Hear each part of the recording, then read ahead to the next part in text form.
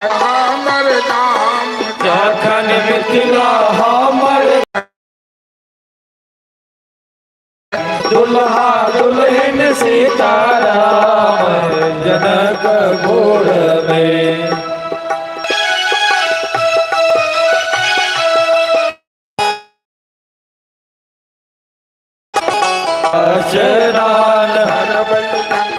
स्वरूपक ध्यान युगल स्वरूपक ध्यान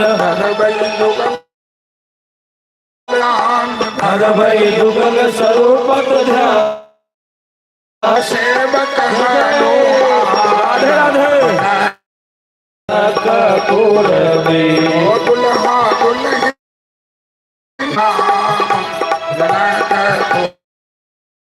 दुल्हा दुल्हन सीताराम जनकपुर में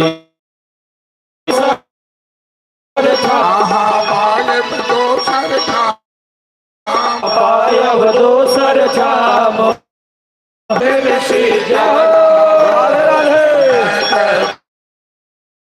दुल्हा दुल्हन सीता जनकपुर में दुल्हन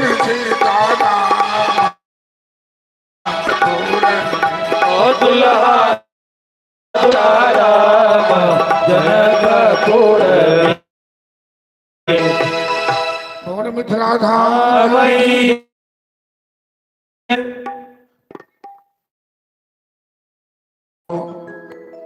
मिथिला का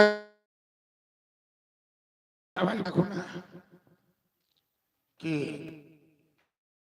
हमारी बहन लगेगी तो हमें फिर कोई नरक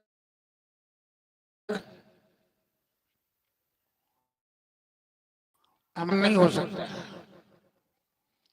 और संत वैष्णव क्योंकि राम जी का ससुराल है जान और राम जानकी की सुन परमात्मा के किसी प्रकार का है जीवात्मा को घर से बेड़ा पार होता है। पावन धरती को हम लोग प्रणाम करते हुए ये मिथिला का दिव्य भाव अपने हृदय में धारण करते हुए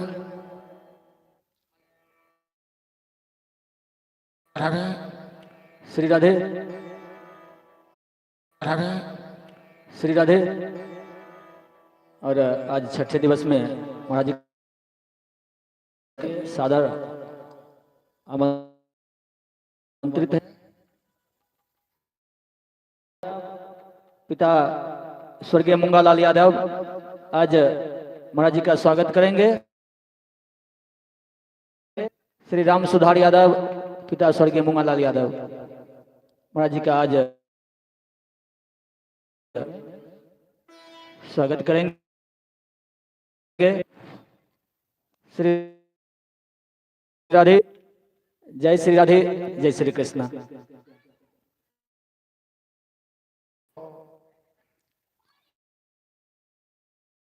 राम जानकी की विदाई की गई। अयोध्या वासियों ने दीपमाला सजाकर इनका स्वागत किया। पूरी अयोध्या में उत्साह का वातावरण छा गया क्योंकि राम जान साक्षात लक्ष्मी है, राम भी साक्षात नारायण।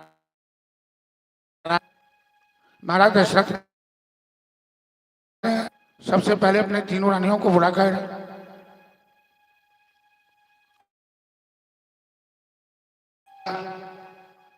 एक संदेश दिया।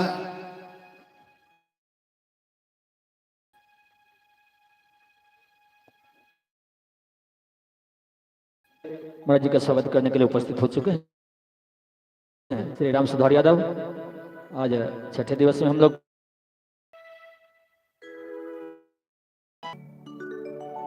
जोड़ा तालियों से स्वागत करेंगे। चंद्र की भागवत कथा पुराना की बाबा की हर हर महादेव। महाराज जी का स्वागत किया गया और अब पुनः खड़बिंद से अमृतमयी वाणियों का रस आस्वादन करते हैं। श्री राधे, जय श्री राधे, जय श्री कृष्ण। हमारा दशरथ जी ने एक आदेश दिया कि जानकी हमारी पुत्र वधू है और हम लोग बड़े जानकी साक्षात लक्ष्मी की अवतार, इसलिए ससुराल में इन्हें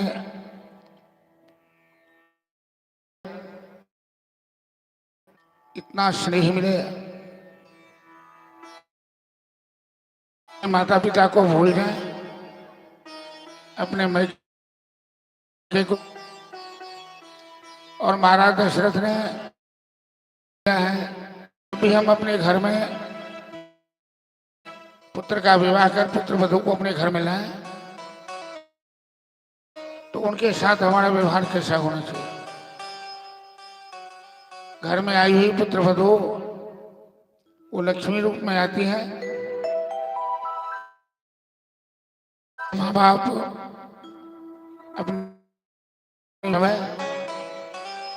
अपनी पुत्री की विदाई के समय बात देते हैं कि बेटी ससुराल में तुम्हें सास ससुर का प्यार मिले,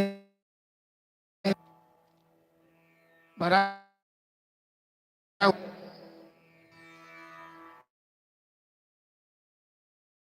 की दुआ लेती जा मैं के मिले। एक माता पिता अपनी बेटी को इस तरह से आशीर्वाद देते हैं और हम लोगों के समाज में, इस संसार में दहेज पर जिनके माता पिता बहुत कुछ नहीं दे सकते, तो ऐसी बहू को ससुराल में प्रताड़ना मिलती है, सताया जाता है या उन्हें अपमानित पर वधू का विवाह होता है। वहां लक्ष्मी नारायण का विवाह किया। विवाह के समय तो मंत्र पढ़े जाते हैं लक्ष्मी नारायण के, और वधू जब घर तो हम उनका अपमान करते हैं, उन्हें कष्ट देते हैं। हमें जो सामाजिक ढांचा है बढ़ा जाता है। घर आए बहू का यदि अपमान हो, असली लक्ष्मी घर से बाहर चली जाती है, लक्ष्मी को कष्ट होता है।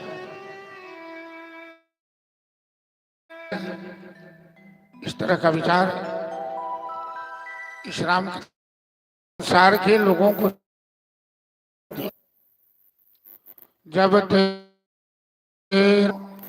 ब्याही घर आए नीति नव मोद बधाई दस भोधर भाई सुकृत में बरस ही सुख का। मोबाइल के साथ चलिए चले चलिए मुझे अंदर जना के भोड़ लिए थे।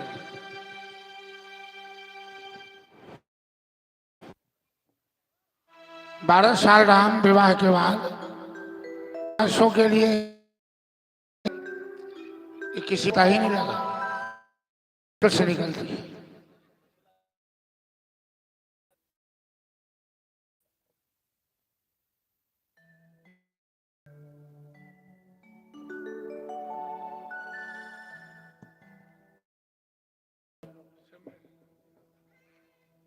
तेरहवें साल में राम जी को वनवास हुआ है,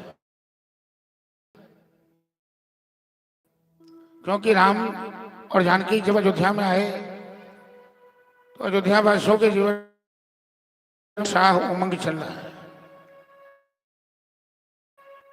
राम इतने लोकप्रिय हैं, अयोध्या की प्रजा इन्हें प्राण के समान मान रही, और सबके मन में राम जी कब अयोध्या के सिंहासन पर बैठेंगे।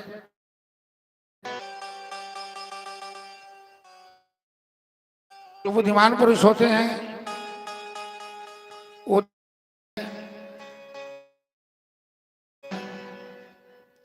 अवस्था भी बता चुके हैं।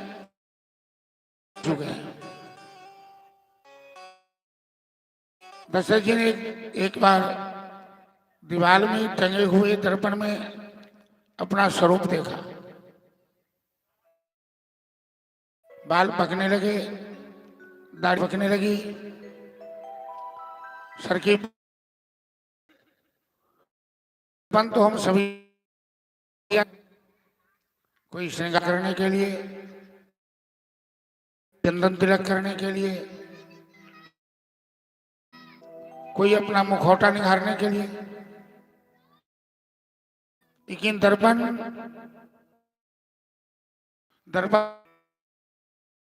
पाउडर मुंह में लगाने का साधन नहीं है। में किस प्रकार के हमारे अर्जुन यादव, शंकर यादव के तरफ से भागवत पर 50 रुपये, और हमारे जो भी भक्तजन यहाँ जिसे अपना हो सके चढ़ावा चढ़ा के जाएं ताकि सफल। तो बाल पकना, सर की पगड़ी टेढ़ी होना संकेत मिला है जीवन को आगे चलने की तैयारी में लग जाओ। अब तेरा बुलावा आने वाला है। दुनिया संसार की जवाब अपने बाल बच्चों पर सौंपो। आती है, राम नाम का टिकट कटा लो। एक जाति रहते हैं, गाड़ी बिस्तर बिछाकर विश्राम करने लगे। जब गाड़ी आने का सिग्नल समेट कर हम लोग प्लेटफॉर्म पर चले जाते हैं गाड़ी पकड़ने। फिर हम लोग बैठे हुए हैं, केस पककर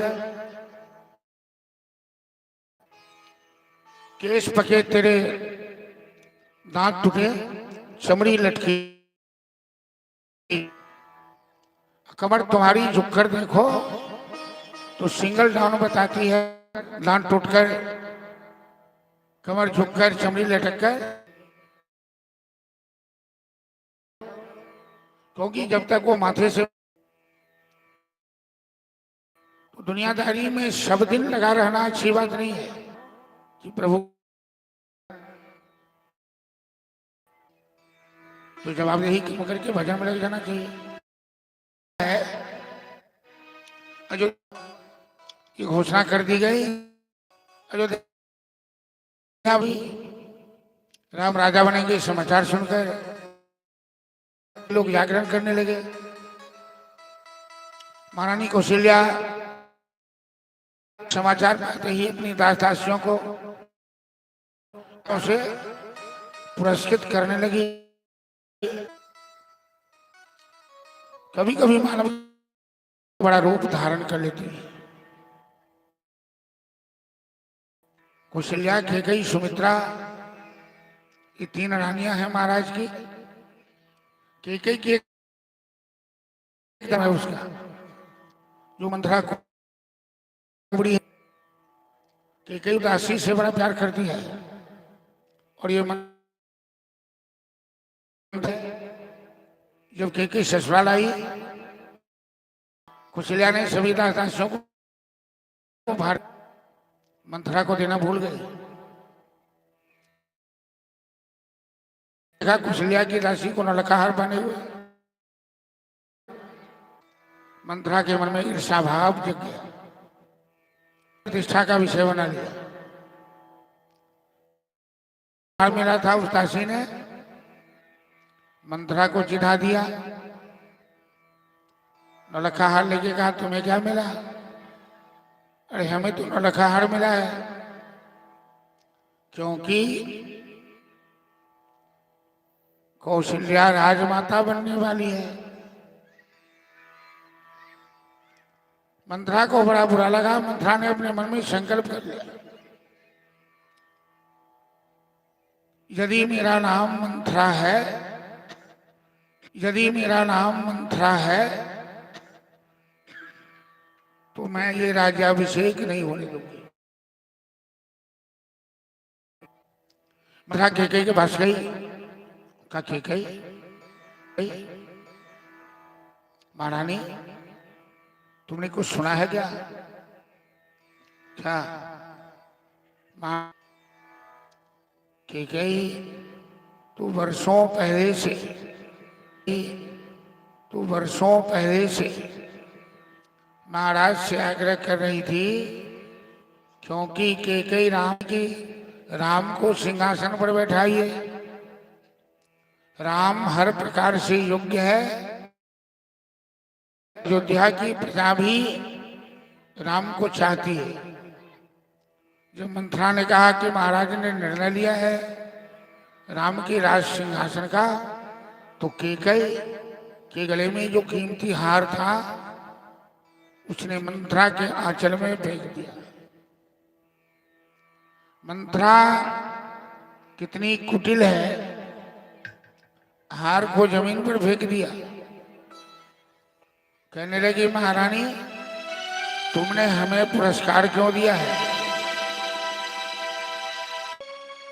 जो कोई अच्छा समाचार सुने।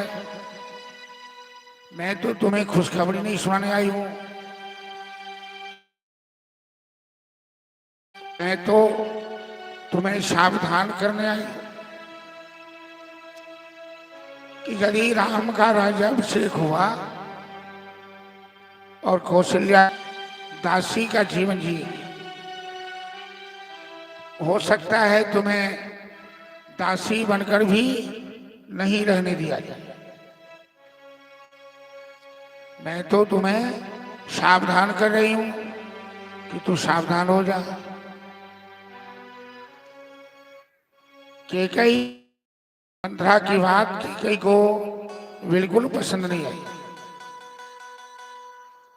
केकई कहते हैं मंथरा, काने खोपड़े खोबड़े कपट कुचाली चाल,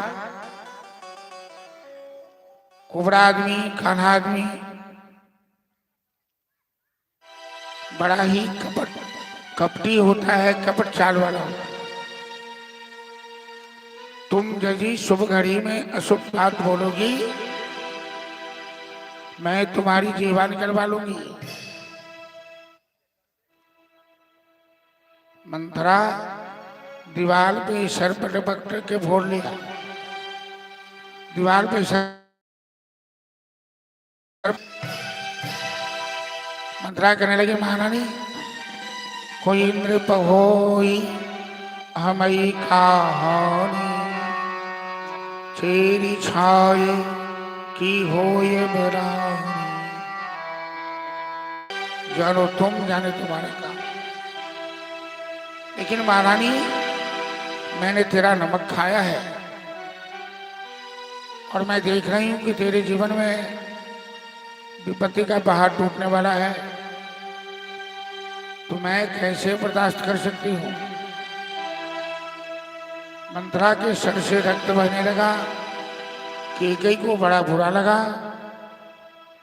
और एक तरफ देवताओं ने षड्यंत्र किया। जब महाराज दशरथ ने निर्णय लिया कि राम का राज्याभिषेक हो, तो देवताओं को ये बात पसंद नहीं आई। देवता नहीं चाहते कि राम अभी राजा। देवता हमेशा अपना स्वार्थ देखता है। देवताओं का स्वार्थ है कि रावण जब तक जिंदा है, रावण जब तक आतंक फैला रखा है, राम अयोध्या के सिंहासन पर नहीं बैठ सकते, क्योंकि राम को रामराज की स्थापना करनी है। और रामराज की स्थापना तभी संभव है जब रावण का समूल अंत हो जाए। और रावण का समूल अंत तभी होगा जब राम जी वनवास जाएंगे। बिना वनवास किए, बिना साधना किए रावण को जीतना राम जी के लिए मुमकिन नहीं है। तो देवताओं ने षड्यंत्र कर सरस्वती को विघ्नेश्वरी देवी बनाकर अयोध्या भेजा। सरस्वती के कई मंत्रा दोनों की जेवा पर बैठी।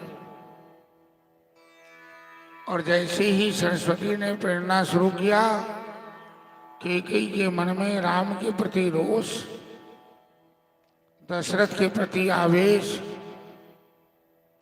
और मंत्रा की बात पर विश्वास हुआ। केकई कहती है, मंत्रा अब मैं क्या करूं? महाराज तो निर्णय ले चुके हैं, राम तो सिंहासन पर बैठ जाएगा, मैं इसे कैसे रोकूं? मंत्रा कहती है, महारानी महाराज ने अभी तो निर्णय ही लिया है, निर्णय लागू नहीं हुआ है, तुम चिंता मत कर, तुम केवल मुझ पर विश्वास करती रह और जैसा मैं कहती हूं वैसा करती जा। तू तो देख कि मैं भरत को सिंहासन पर बैठा दूंगी, राम को वनवास भेज दूंगी। तुमको काला वस्त्र पहन ले, अपना श्रृंगार मिटा ले, बिस्तर छोड़कर जमीन पर लेट जा। महाराज दशरथ तुमसे बहुत प्यार करते हैं, उन्हें पता लगेगा, वो तुम्हें मनाने आएंगे, उस समय तुम नखरा कर लेना थोड़ा सा। एक स्त्री दूसरी स्त्री को क्रिया चरित्र प्रदर्शन करने की शिक्षा दे रही, थोड़ा सा नखरा कर लेना। तुम्हारे 2 वचन महाराज के पास बाकी है ना, वो 2 वचन मांग लो, समय आ गया है। कहती है, मैं क्या मांगू? अरे 2 वचन तो हमारे बाकी हैं, लेकिन मांगो क्या? ठीक रही है। मंत्रा कहती है, क्या सब कुछ मैं ही बताऊंगी तुमको? 14 वर्षों के लिए भरत का राज मांग रही है अयोध्या का, कि राम की नागरिकता समाप्त हो जाए अयोध्या से। और 14 वर्षों के लिए राम का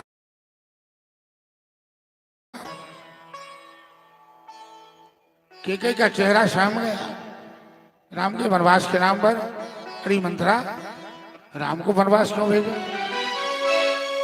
भारत राजा बन जाए तो ठीक है, लेकिन राम जंगल क्यों जाएगा?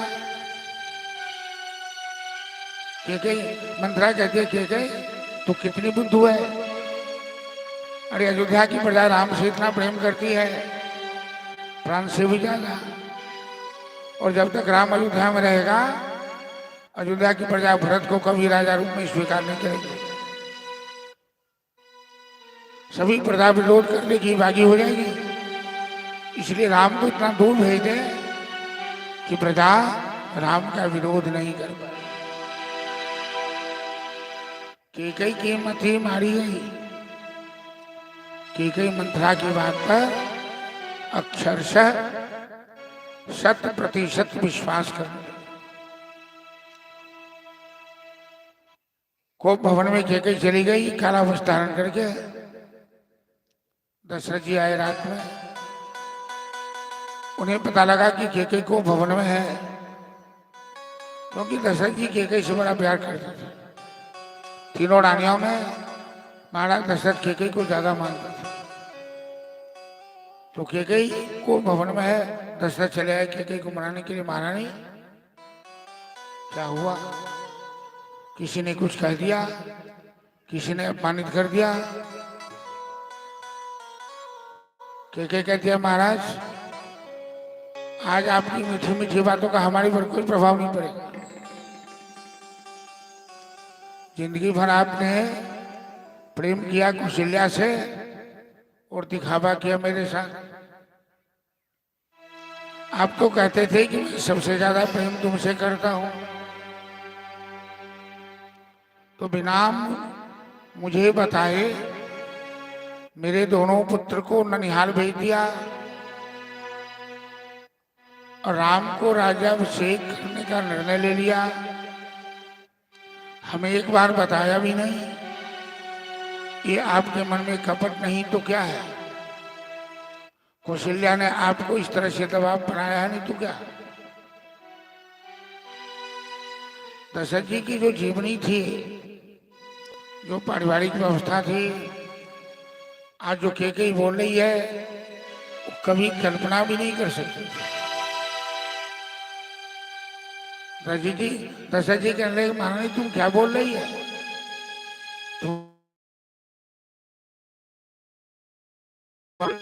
अरे मैंने राम को सिंहासन पर बैठाने का निर्णय नहीं लिया है, तो तुम्हारा प्रस्ताव था। तुम तो वर्षों पहले से मेरा सर चाट रही थी कि राम को सिंहासन पर बैठाए। तेरी बात मानकर ही तो मैंने निर्णय लिया है। अब तुझ में क्या हो गया? त्रिया चरित्रम प्रकश्य भाग्यम दैवो न जाना तो मनुष्य। इसी को त्रिया चरित्र कहते हैं क्या? कभी कुछ गिरगिट की तरह रूप बदलना।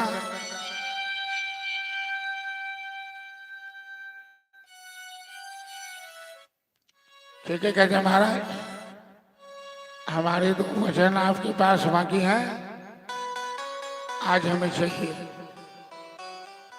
दशरथ जी कहते हैं दो क्या चार मांग लो, दो क्या चार मांग लो। के कहते नहीं महाराज दो ही चाहिए हमें।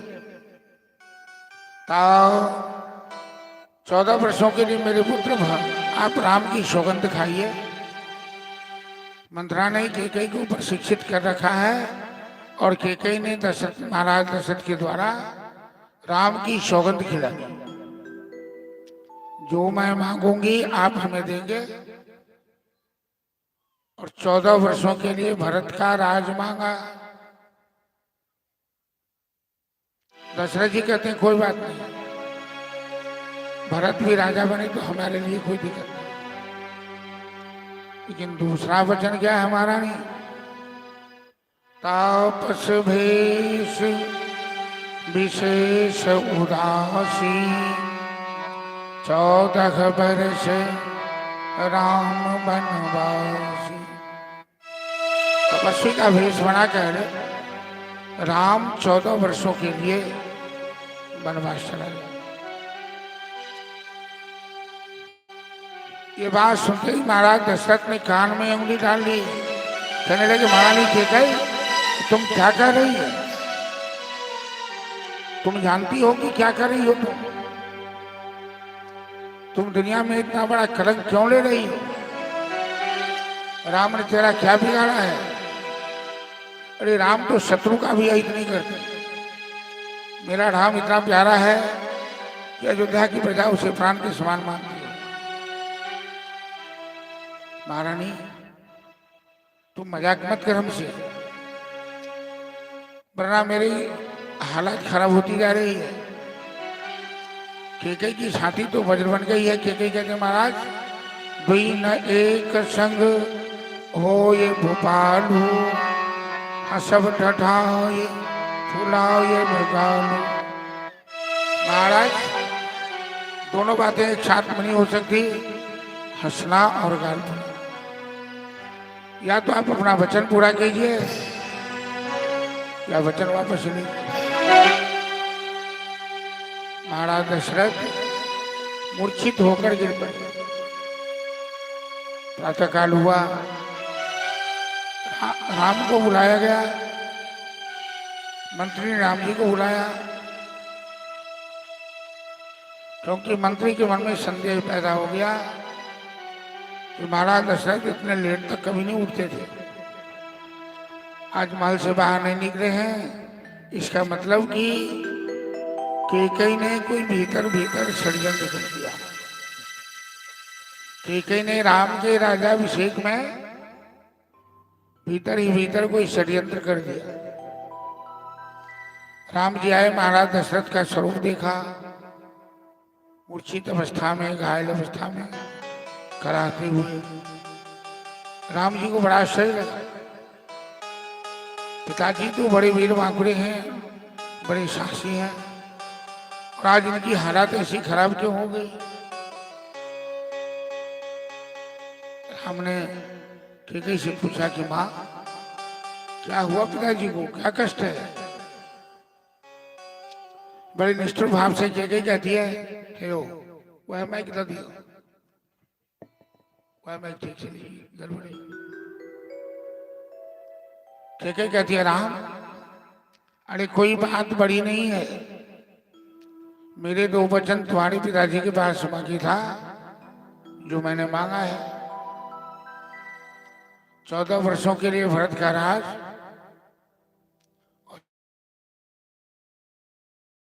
बस तुम्हारे पिताजी यही सुनकर के इतने दुखी हैं। कैकेयी के लिए बात बड़ी आसान है, 14 वर्ष वनवास में रहना।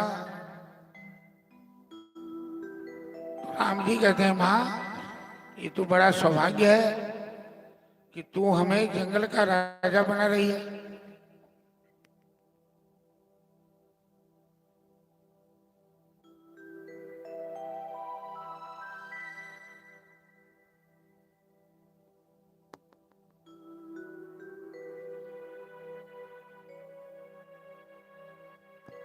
हेलो, तू हमें जंगल का राजा बना रही है, ये तो मेरे लिए सौभाग्य की बात है। पिताजी आप धैर्य धारण करिए, 14 वर्ष कोई बहुत लंबे नहीं होते हैं, क्यों बीत जाएंगे। दशरथ जी कहते हैं, राम वो तुम्हारी मां नहीं है, वो नागिन है। प्रिया चरित्रम प्रखस्य भाग्यम दैवो न जानाति कुतो मनुष्य। आज तक प्रिया चरित्र का कोई पार नहीं पा सका। मैंने इस पर विश्वास किया, आज तक सबसे ज्यादा इसे माना, और आज हमें ये यही तोहफा दे रही है कि मेरा प्राण लेना चाह रही है। राम 14 वर्ष तो बहुत लंबी बात है, मैं 14 दिन भी तेरे बिना नहीं जी सकता हूं। तू वनवास मत जाना राम, मैं कभी तुम्हें वनवास नहीं जाने दूंगा। तुम जाओगे तो हमारे प्राण निकल जाएंगे। फिर भी राम जी दशरथ जी को प्रणाम कर वहां से निकले। दशरथ जी राम राम करते हुए कराते हुए वनवासी का वेश बनाकर कौशल्या के सामने आए। जानकी मैया कहती है, प्रभु अकेले वनवास पूरा नहीं हो सकता है, जब तक अर्धांगिनी साथ में न हो आधे अंग से कोई काम नहीं किया जा सकता। आप हमें भी साथ ले लें। यदि आपने हमें साथ नहीं लिया तो मैं यही शरीर त्याग दूंगी, प्राण त्याग दूंगी। जिय बिनु देह नदी बिनु बारी, तैसे ही नाथ पुरुष बिनु नारी।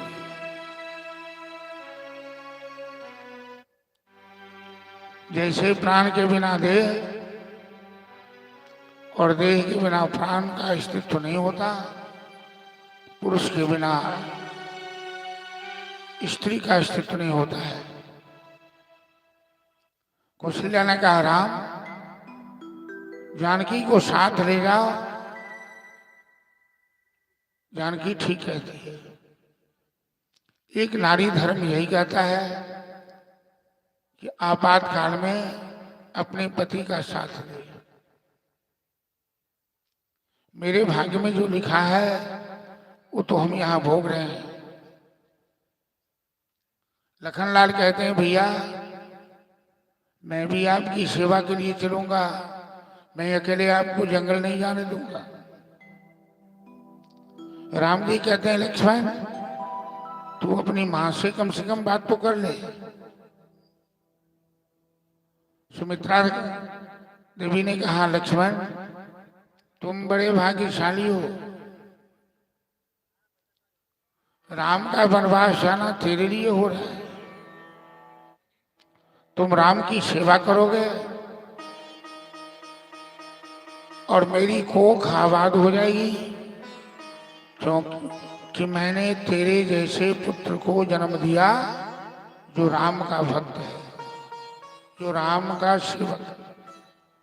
पुत्रवती युवती जग सोई, रघुपति भगत जास सुतोर। मंत्री रथ लेके आए, रथ पे राम लक्ष्मण और जानकी सवार हो गए। अयोध्या की सारी प्रजाएं राम जी के पीछे लग गई। सभी कहने लगी कि यदि राम अयोध्या में नहीं तो अयोध्या किसी काम की नहीं, जहां राम तहां अवध निवास हो, जहां संत तह तीरथ राम। रथ पे सवार होकर राम जानकी लक्ष्मण वनवास की ओर प्रस्थान किए। सारे अयोध्यावासी पीछे पीछे आंसू बहाते हुए चल दिए। जैसे कोई बटोही राही अपना घर त्याग कर दूसरे गांव से तीसरे गांव जाता है, इस तरह से राजीव लोचन राम चले, तज बाप को राज बटाओ कि नहीं। और अयोध्या की प्रजा रोने लगी कि का सुनाओ ये जग काघ सुनावा, का दिखाओ ये जग काघ दिखावा। हे विधाता कल से तो हम लोग सुन रहे थे कि राम सिंहासन पर बैठेंगे, अभी सुन रहे हैं कि राम वनवास जा रहे हैं। तो हमारे जीवन में यही संवेदना मिलने वाली थी, यही दुख मिलने वाला था क्या? सभी आंख से आंसू बहाकर राम जी के वियोग में रोने लगे। अयोध्या की प्रजा रघुपति राघव राजा राम।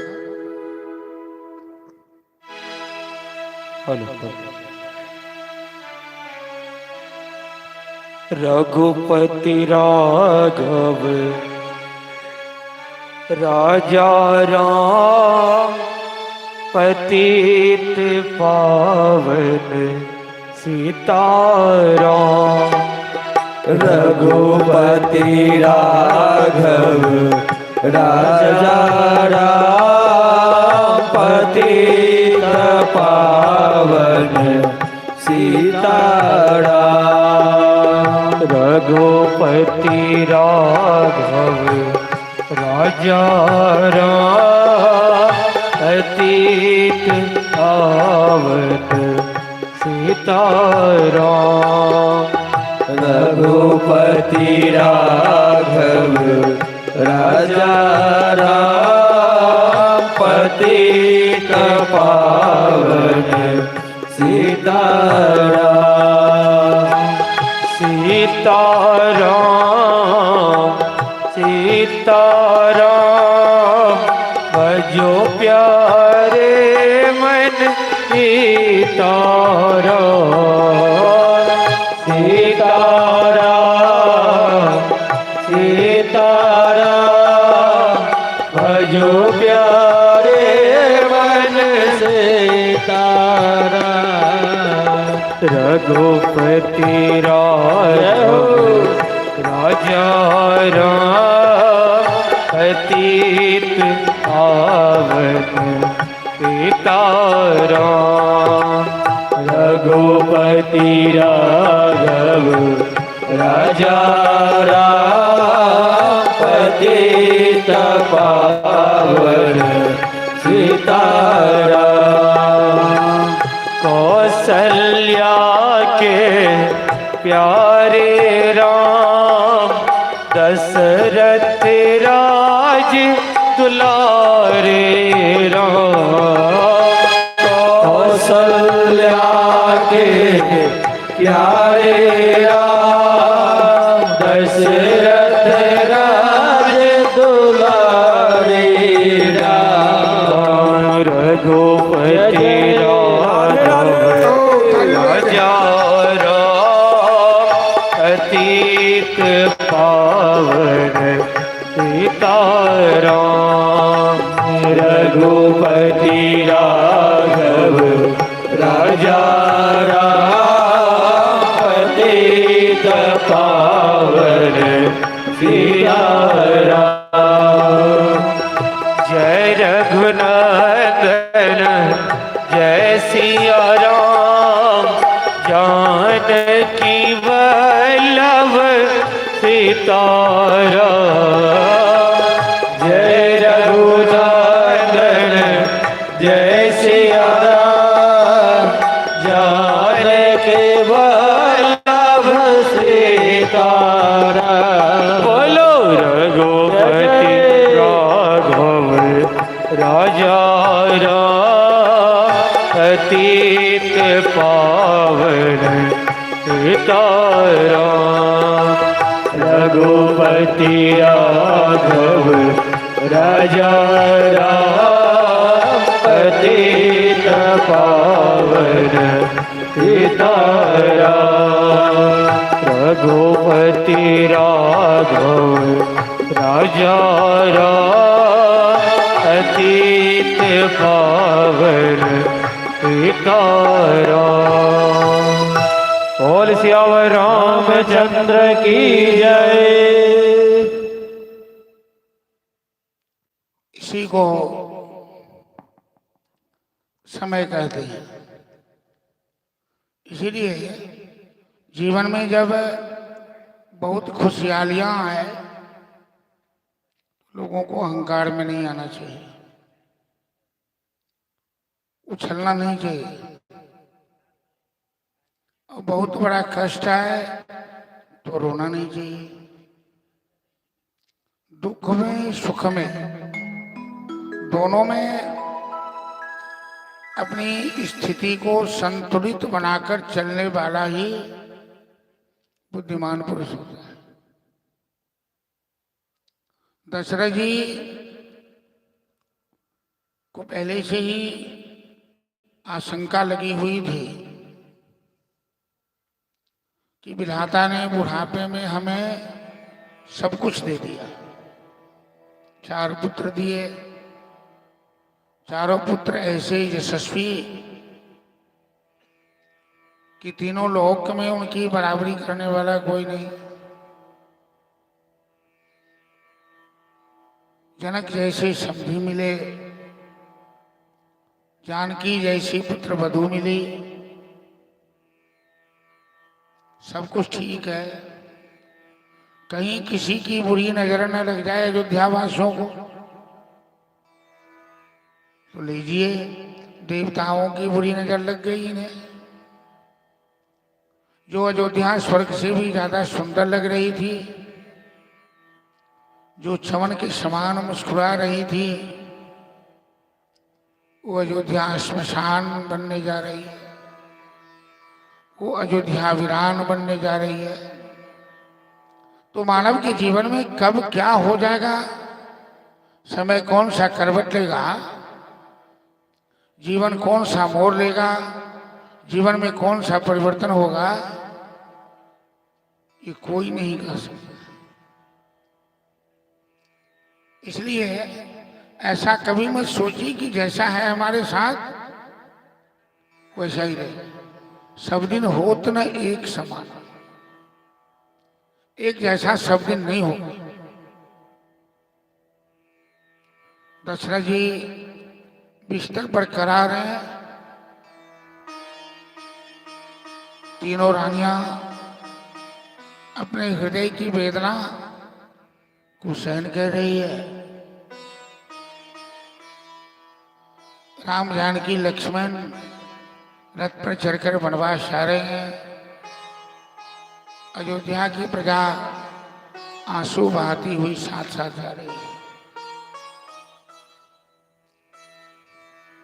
प्रथम दिवस का निवास राम ने तमसा नदी के किनारे किया।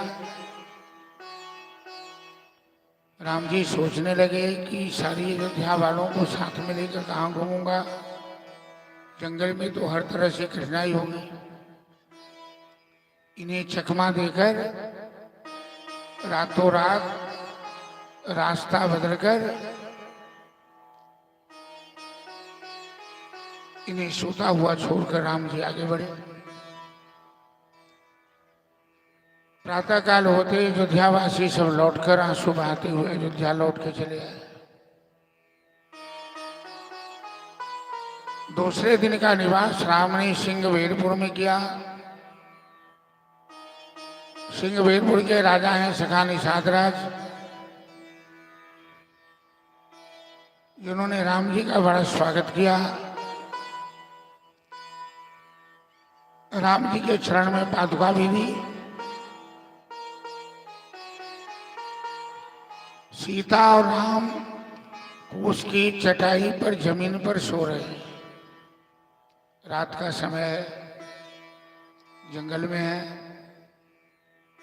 निषाद राज और लक्ष्मण दोनों रात में जागरण कर रहे हैं। कितनी बड़ी तपस्या है।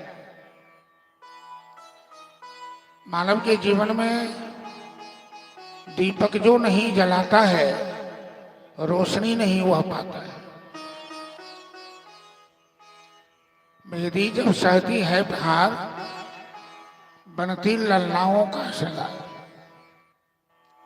लक्ष्मण 14 बरस सोए नहीं राम जी की सेवा में।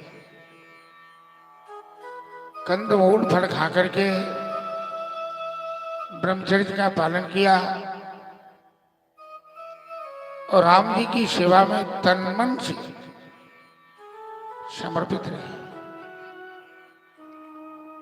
निषाद राज की आंख में आंसू आए राम जानकी को चटाई पर सोया हुआ देखा।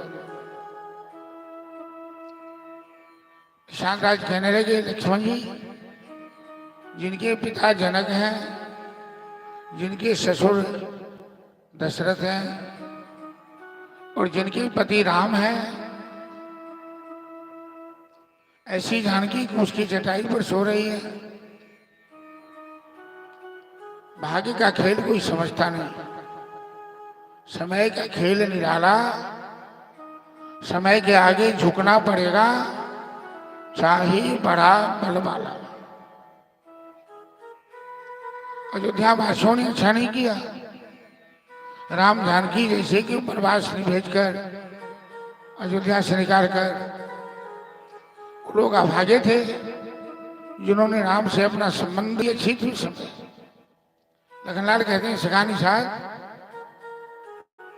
बादी रहो सबर दे खाओ।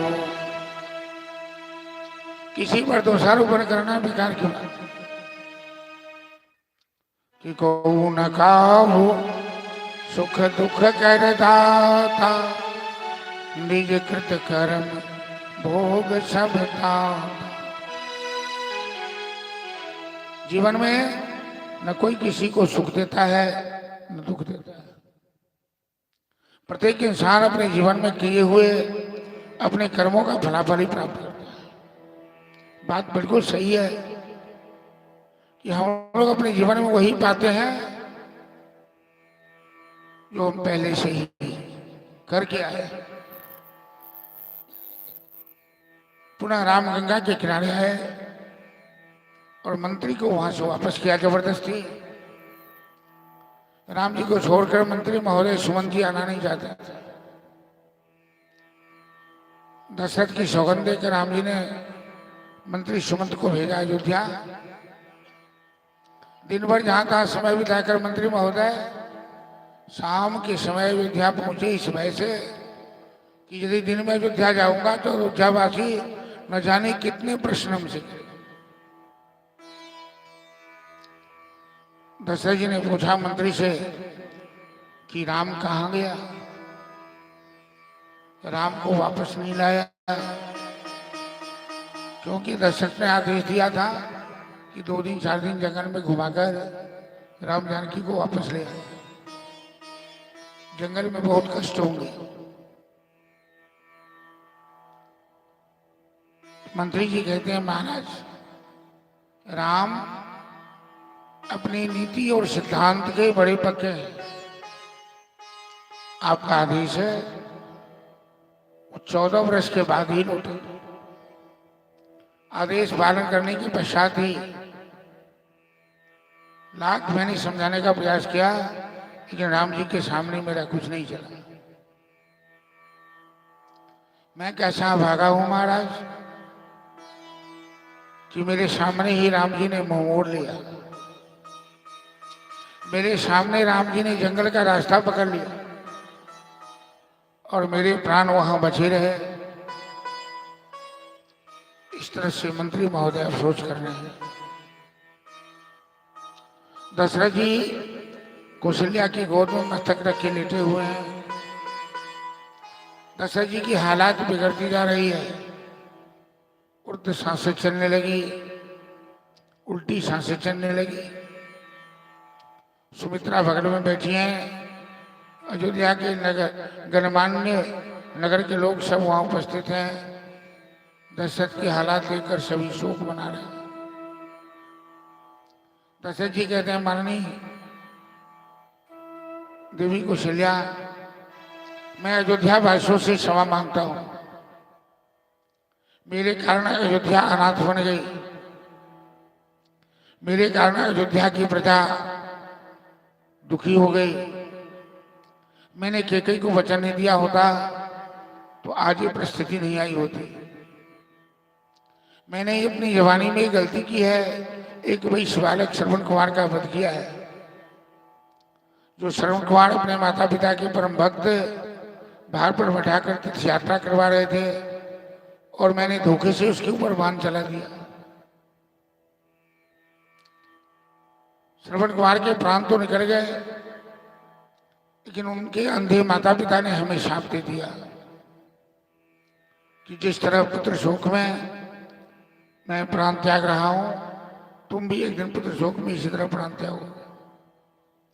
दशरथ जी कौशल्या सुमित्रा के सामने कह रहे हैं कि महारानी, हमें तो श्रवण के माता पिता के शाप दिखाई दे रहे हैं। अब मैं दुनिया से विदा लेना चाहता हूं। मैं दुनिया वासियों से क्षमा मांग रहा हूं। और दशरथ जी राम राम कर, राम राम कही राम कही, राम राम कही राम। तन परिहरि रघुपति बिरह, राव गयो सुरधाम।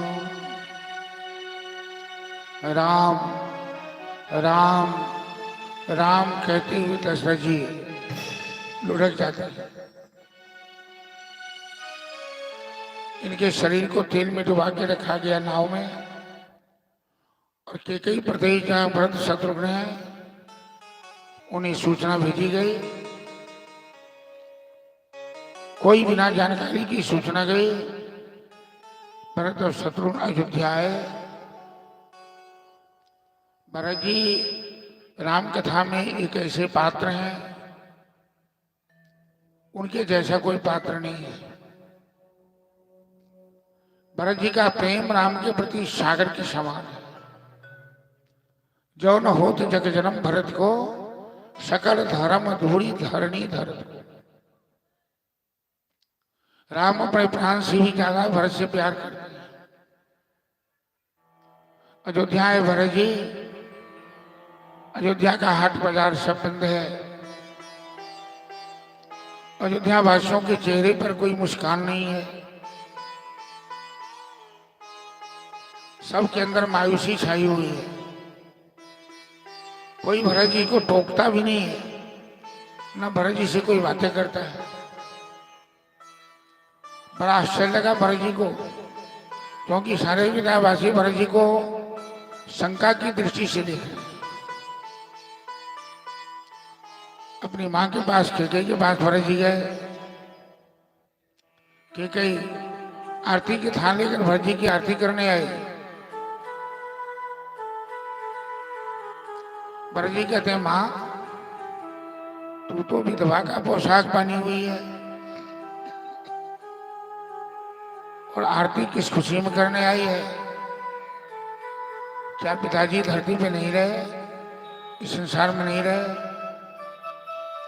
क्या कहती है, बेटा तू 14 वर्षों के लिए अयोध्या के सिंहासन पर बैठने वाला है। भरत जी कहते हैं, मां भैया राम के रहते मैं सिंहासन पर कैसे बैठ सकता हूं? तुम क्या कर रही हो?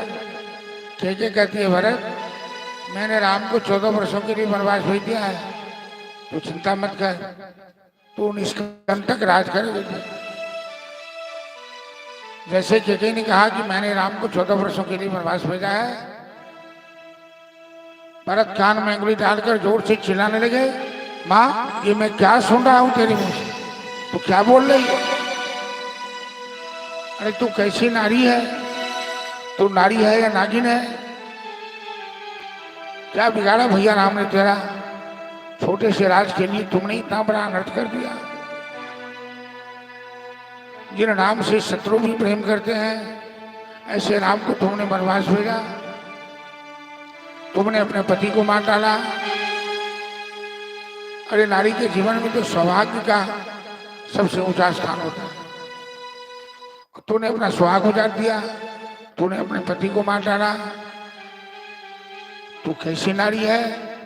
और मेरे जीवन में सबसे बड़ा कष्ट यही है कि मैं तेरा बेटा हूं, मैंने तेरी कोख से जन्म लिया है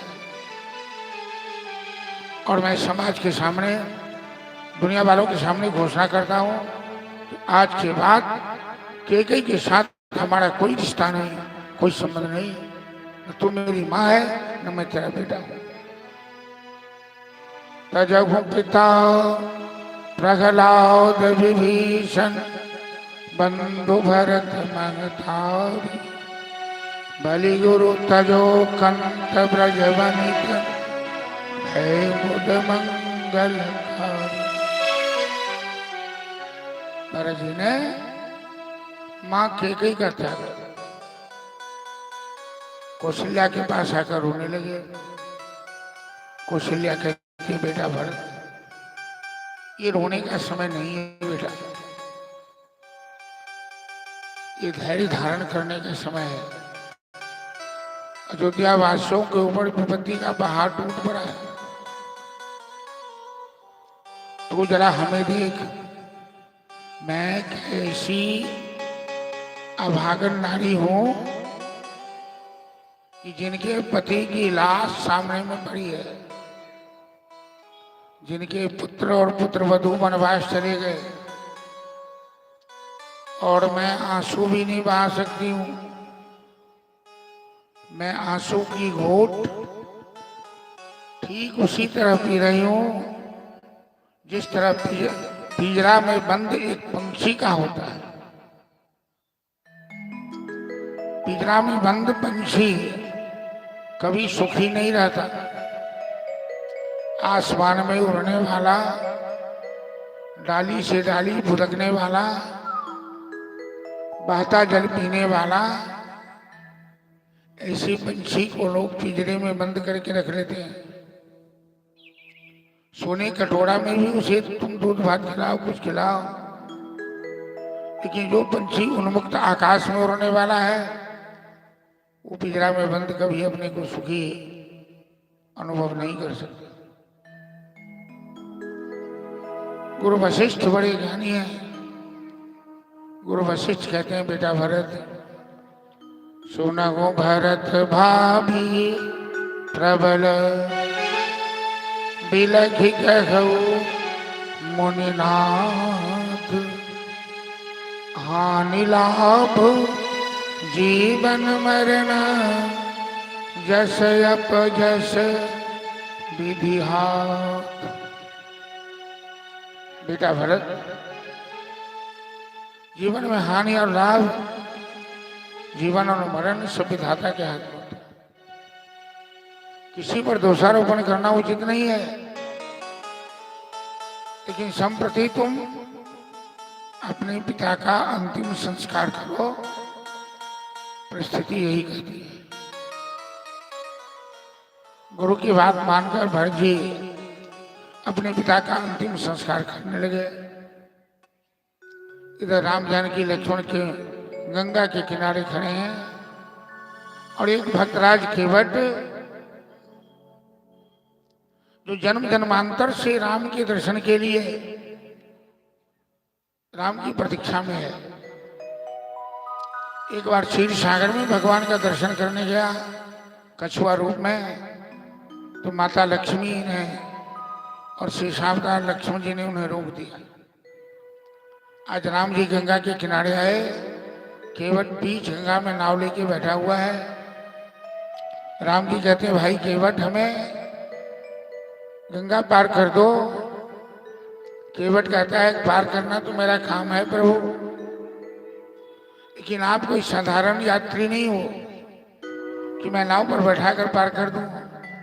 मैंने सुना है कि यद पादाब्जनखोदकं त्रिजगता पापो विध्वंसन। मैंने सुना है कि आपके चरण के रज के स्पर्श से, आपके चरण की धूलि के स्पर्श से गौतम की धर्मपत्नी अहिल्या पत्थर से नारी बन गई है। तो आपके चरण की धूल में वो जादू है जो पत्थर को भी नारी बना सकती है। ये नौका तो काठ की है, कमजोर है, पानी में रहते रहते इसे स्त्री बनने में कितना समय लगेगा। और सरकार, मैं इसी नाव की कमाई से परिवार को चलाता हूं। घर में एक पत्नी पहले से है, जिस पत्नी का भरण पोषण मैं ठीक से नहीं कर पाता हूं। यदि ये नौका मेरी दूसरी पत्नी बन गई तो कमाई का साधन भी चला जाएगा और एक सौतन आपस में, जैसी आपकी माताओं में झगड़ा हुआ उसी तरह हमारे परिवार में भी झगड़ा हुआ। पात भरी सगरी सकल सुत बारे बारी, केवट की जात कछु वेदना पढ़ाई। सब परिवार मेरो या ही लागी राजा जो, कौ दीन वित्तहीन कैसे दूसरी गहाई। गौतम की घरनी जतरनी तरेगी मेरी, प्रभु सौ निषाद हुए के बात न बढ़ाइयो। तुलसी गई राम रावर इस साथी गौ, बिना पग धोए नाथ नाभ न चढ़ाई। भक्त और भगवान के बीच प्रेम का झगड़ा चल रहा है। बड़ी अद्भुत लीला है मेरे राम जी की। राजा बलि के दरबार में 3 कदम में इनके सारे ब्रह्मांड छोटे पड़ गए। आज गंगा पार करने के लिए केवट से खुशामद करें राम जी कि केवट सुरसरी करी दे पार। केवट हमें गंगा पार कर दे। तो उधर से केवट कहता है कि प्रभु जी नैया न लाऊं किनार। मैं नाव नहीं लाऊंगा। क्यों नहीं लाओगे?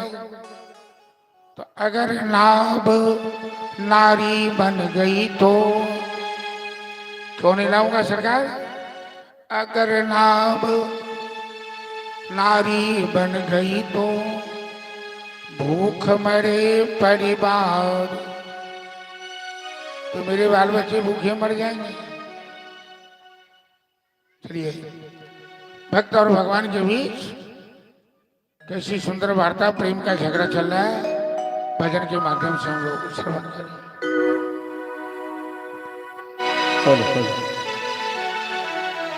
बोल सियावर रामचंद्र की जय। भक्तराज केवट महाराज की जय। कभी कभी भगवान भगवान को भी भक्तों से काम परे।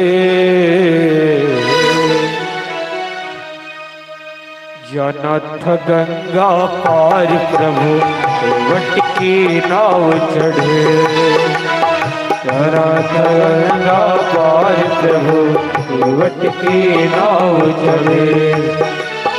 कभी कभी भगवान को भी, कभी कभी भगवान को भी भक्तों से काम परे। जाना था गंगा पार प्रभु वट की नाव चढ़े। जाना था गंगा पार प्रभु वट की नाव चढ़े।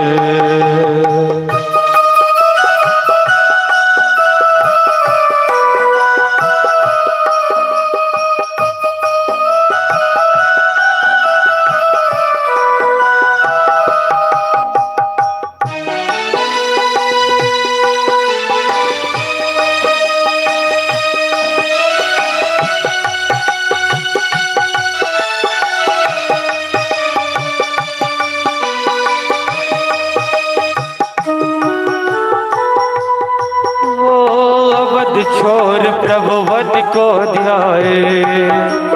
सिया राम लखन गंगा तट लाए। केवट मन ही मन हर साए। घर बैठे प्रभु दर्शन पाए। हाथ जोड़ प्रभु के आगे, हाथ जोड़ प्रभु के आगे केवट मगन करे। जाना था गंगा पार प्रभु केवट की नाव चढ़े। जाना था गंगा पार प्रभु केवट की नाव चढ़े।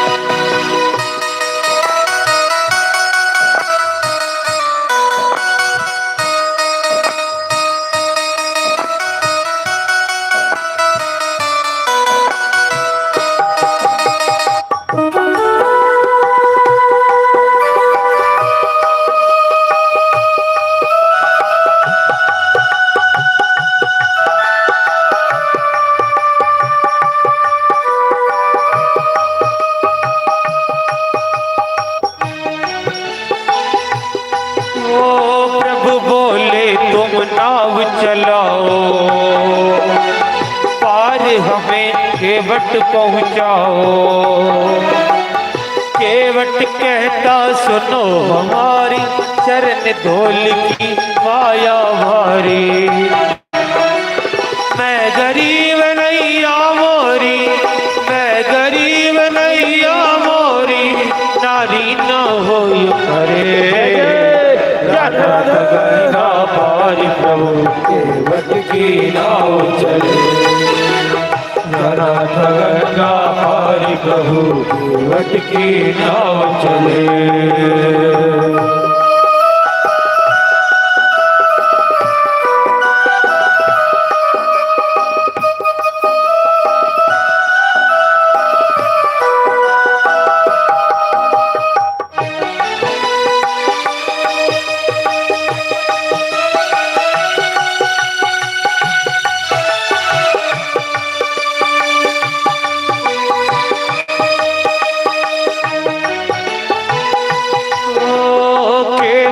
दौड़ के जल भर लाया।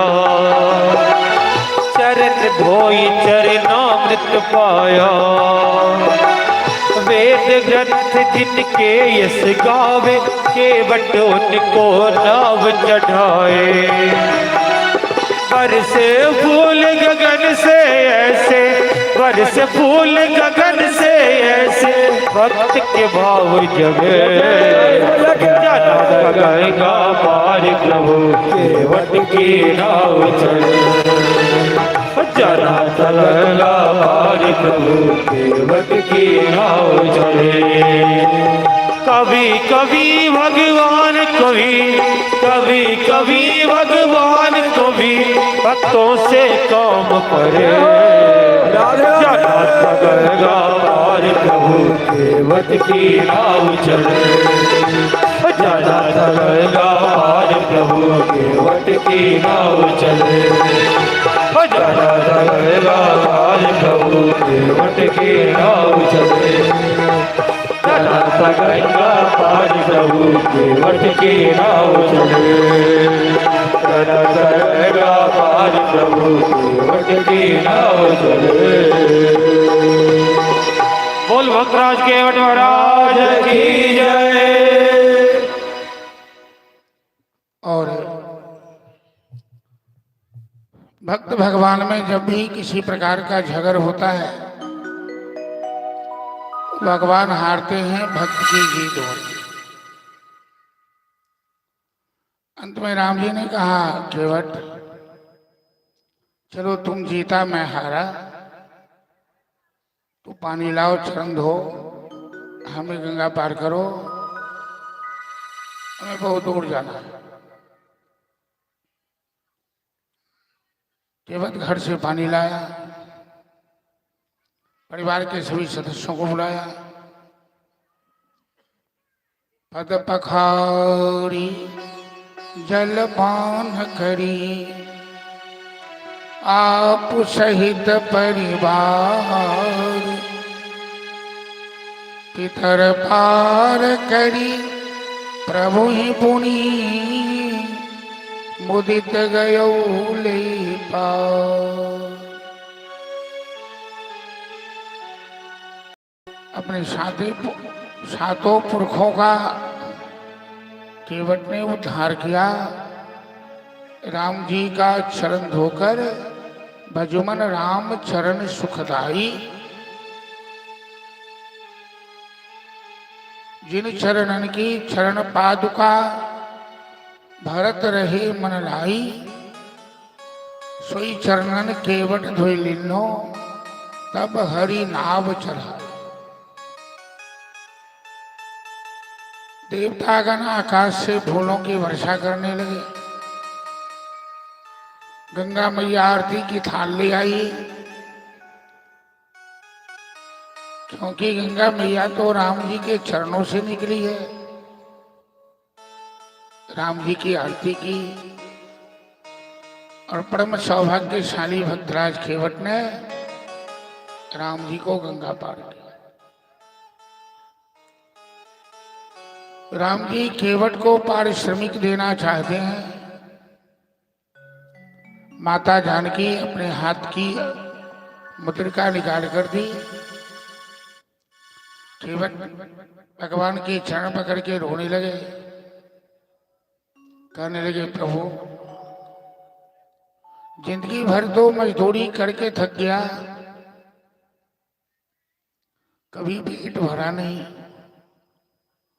आज तो विधाता ने जन्म जन्मांतर की मजदूरी हमें दे दी है।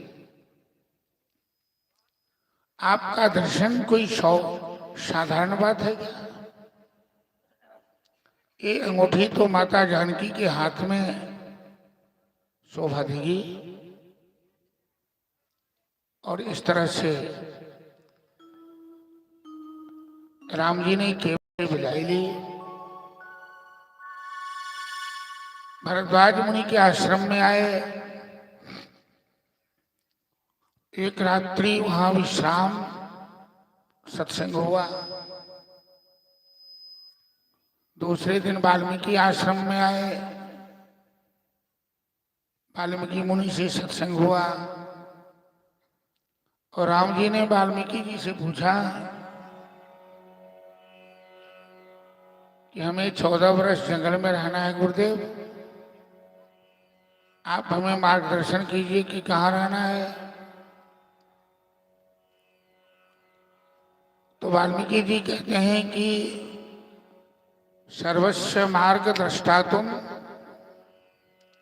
भक्तों को मार्गदर्शक है। आप तो समस्त चराचर के मार्गदर्शक हो, आपका मार्गदर्शक कौन हो सकता है? बगल में मंदाकिनी गंगा के किनारे चित्रकूट है।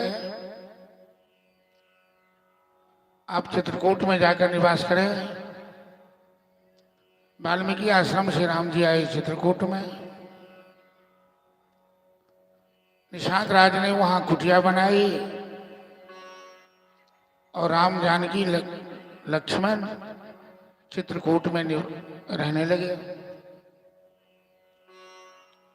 इधर अयोध्या में भरत जी ने अपने पिता का अंतिम संस्कार संपन्न किया। गुरु वशिष्ठ के आदेशानुसार आम सभा लगी। गुरु वशिष्ठ ने आदेश दिया कि महाराज दशरथ के आदेशानुसार भरत को अयोध्या के सिंहासन पर बैठना चाहिए।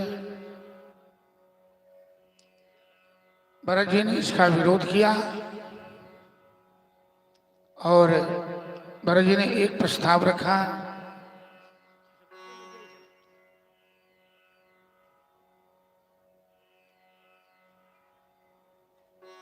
भरत जी ने विरोध किया कि गुरुदेव, मैं तो कैकेयी का पुत्र हूं, जो कैकेयी सभी अनर्थों का मूल है। आज अयोध्या वीरान बन गई है। आज मेरे पिता का देहावसान हो गया है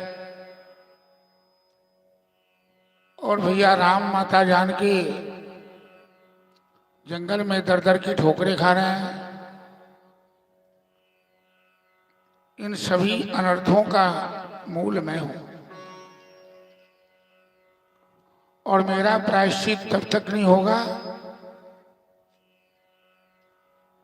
जब तक मैं राम के श्री चरणों में क्षमा मांगकर उन्हें वापस नहीं ले आऊं।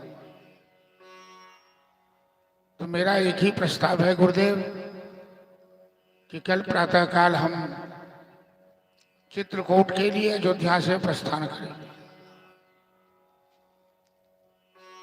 प्रेम नदिया की सदा उल्टी बहे धार, कोई पावे नहीं पार।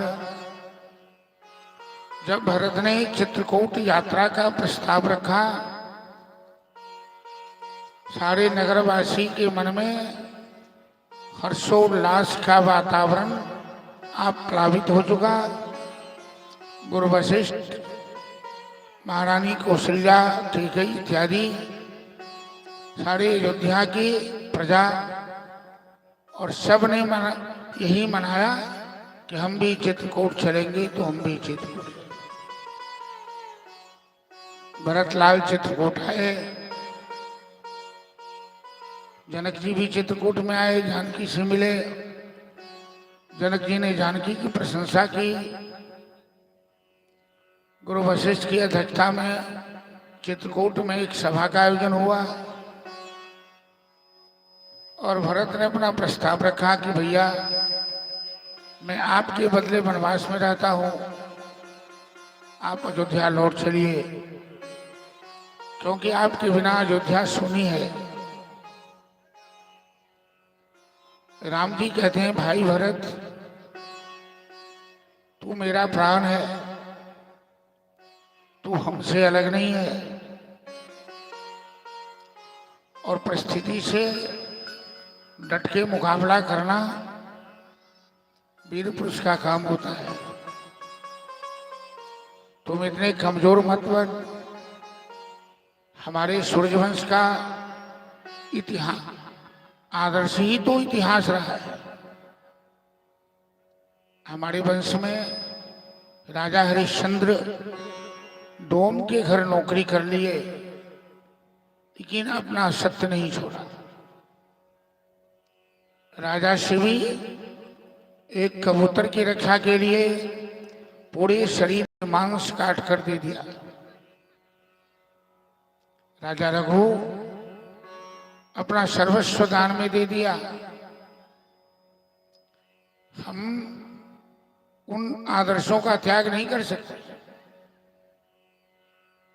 भरत ने कहा, भाई भैया, मेरे जीने के लिए कोई सहारा तो दीजिए।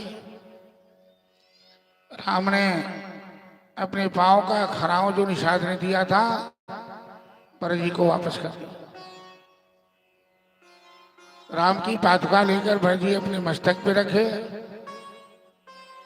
अयोध्या वापस आए। अयोध्या वासियों के साथ सिंहासन पर राम जी की पादुका रखा और 14 वर्ष भरत अयोध्या की प्रजा की सेवा करने लगे। कंदमूल फल खाकर 14 वर्षों तक भरत जी ने अन्न ग्रहण नहीं किया। तेहि पुर भरत बसत बिनु रागा, चंचरी कृजिनी चंपकवा। 12 साल राम चित्रकूट में रहे। ऋषि मुनियों के साथ सत्संग हुआ। राक्षसों का भी कवंद विराध इत्यादि राक्षसों का संहार हुआ। अत्रि अनुसुईया आश्रम में आए। अगस्त ऋषि के आश्रम में आए। सर्वंग सुतीक्षण के आश्रम में आए और फिर राम पंचवटी में अपना आश्रम बनाया। पंचवटी से सीता मैया जानकी का हरण होता है, क्योंकि पंचवटी में रावण की बहन शूर्पणखा आती है। मायाविनी शूर्पणखा राम जी को देखकर आकर्षित होती है, मोहित होती है। राम जी के सामने मायाविनी शूर्पणखा अपना सुंदर स्वरूप बनाकर प्रस्तुत करती है। विवाह का प्रस्ताव रखती है। राम जी कहते हैं कि सुंदरी, मेरी पत्नी तो हमारे साथ है, तो मेरे भाई से ब्याह कर ले। इस तरह से जब शूर्पणखा अपने असली रूप में आती है तो लक्ष्मण जी उसकी नाक कान काटते हैं। शूर्पणखा की नाक कान कटने का मतलब है लंकापति रावण को चुनौती भेजना। जो लंकापति रावण तीनों लोक में आतंक फैला रखा है, उसे लगता है कि हमसे मुकाबला करने वाला धरती पर कोई नहीं है। उसकी बहन की नाक कान काटकर श्री राम ने उसे चुनौती भेजा। रावण का मौसेरा भाई खरदूषण ने राम पर आक्रमण किया। खरदूषण रावण जैसा ही बलवान था और बिना प्रयास से राम ने 14,000 सेना सहित खरदूषण का श्रृंगार किया। शूर्पणखा लंका गई। रावण से बताया कि रावण, तुम में ऐसा संस्कारहीन हो गया कि तेरी बहन की नाक कान कटना शुरू हो गए। तू केवल सुरा सुंदरी के सेवन में लगा है। तेरे सर पर शत्रु नाच रहा है, तुझे कुछ पता है? इस तरह से शूर्पणखा ने रावण को फटकारा। रावण तो केवल बलवान ही नहीं था,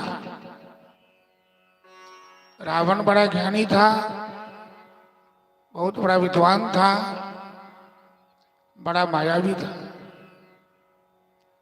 खरदूषण की मृत्यु सुनकर रावण ये निर्णय ले लिया कि मेरी बहन की नाक कान काटने वाला, खरदूषण का वध करने वाला कोई इंसान नहीं हो सकता है, कोई मनुष्य नहीं हो सकता, वो साक्षात भगवान ही है।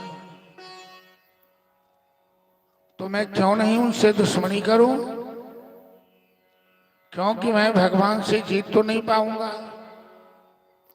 उनके हाथ मरकर मेरी सदगति तो हो जाएगी।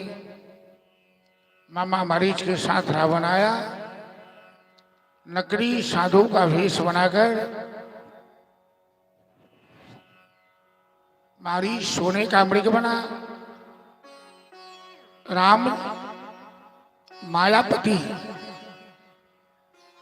संसार की जितनी मायाएं हैं उन माया के पति राम जी हैं, और मायापति राम से माया मृग ने माया की, और दुनिया को शिक्षा देने के लिए राम जी जानकी का भार लक्ष्मण को सौंपकर स्वर्ण मृग का पीछा किया। साधु वेश बनाकर रावण ने मारीच की आवाज सुनकर जानकी ने लक्ष्मण को भेजा। लक्ष्मण रेखा खींचकर लखनलाल गए, जो रावण पार नहीं कर सका। और जैसे ही जानकी भिक्षा देने के लिए लक्ष्मण रेखा पार की, लकड़ी साधु रावण ने जानकी को हाथ पकड़ के रथ में बैठा लिया। आकाश मार्ग से जानकी विलाप करती जा रही है। गिद्धराज जटायु जो दशरथ के मित्र हैं, वो जानकी को पहचान गए और जटायु ने रावण से मुकाबला किया। लेकिन रावण तो बड़ा मायावी है, वो छलकर जटायु के पंख काट डाले। पंखहीन जटायु धरती पर गिर पड़ा। रावण आकाश मार्ग से जानकी को लेकर लंका अशोक वाटिका में जाकर रखा। मारीच का वध कर राम लौटे आश्रम में। जानकी को न देकर राम जी जानकी के वियोग में इतने रोए कि धरती रो पड़ी, आसमान रो पड़े, जड़ चेतन सब रो पड़ी। रे रे वृक्षाः पर्वतस्था गिरिगहन लता वायुना विद्यमाना रामोऽहं व्याकुलात्मा दशरथ तनयः शोक शुक्रे न दग्धः बिंबोष्ठी चारुनेत्रा सुविपुल जघना बद्धनागेन्द्र कांची हा सीता कीन नीता मम हृदय गता को भवान कीन दृष्टा। राम जी जानकी के वियोग में इतना रोए, जड़ चेतन सब रो पड़े। लोगों को आश्चर्य लग रहा है कि राम जी रोते हैं, जो आनंद कंद सिंधु राशि हैं। समस्त चराचर जिनके चरण रजकन के आनंद की कनिका से आनंदित होता है, वो परमात्मा कभी रोते हैं, वो नाटक करते हैं, वो लीला करते हैं। और राम जी ने ऐसा नाटक क्यों किया? राम जी ने ऐसी लीला क्यों की? क्योंकि राम जी जानकी के साथ जब जंगल में आए तो ऋषि मुनियों का मन हुआ हम लोग भी ब्याह कर लेते तो अच्छा है। ये कुमारा जीवन अच्छा नहीं होता। तो सभी ऋषि मुनि ने एक बैठक बुलाई और बैठक में निर्णय लिया कि हम लोग ब्याह कर लेते। कब भाई ब्याह करोगे तो कन्या कहाँ से आएगी, लड़की कहाँ से आएगी? तो ऋषि मुनियों ने कहा लड़की की कौन कमी है? राम जी के चरण में वो जादू है कि उनके चरण में पत्थर सटा दो और पत्थर स्त्री बन जाएगी। सब आदमी एक एक पत्थर लेके चलेंगे, राम जी का चरण स्पर्श करा देंगे, वो लड़की बन जाएगी, हम ब्याह कर लेंगे। राम जी ने सोचा इन महात्माओं की बुद्धि भ्रष्ट हो गई, इनकी अकल मारी गई है। तो राम जी ने तुरंत जानकी का हरण करा दिया। असली जानकी तो अग्नि में वास कर रही है, नकली जानकी का हरण हुआ। और राम जी इतना रोए जानकी के वियोग में। इन ऋषि मुनियों के अंदर जो विवाह की भावना जगी थी बस शांत हो गए। राम का आदर्श, राम का चरित्र, राम की कथा तीनों लोक को पावन करती है। चरितम रघुनाथस्य शतकोटि प्रविष्ट।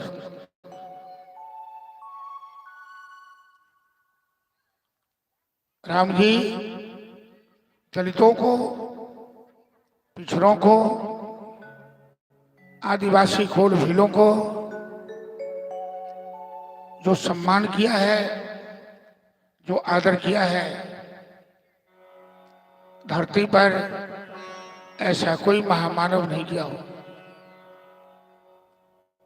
गिद्ध को अपनी गोद में बैठाकर राम जी आंसू बहाते हैं।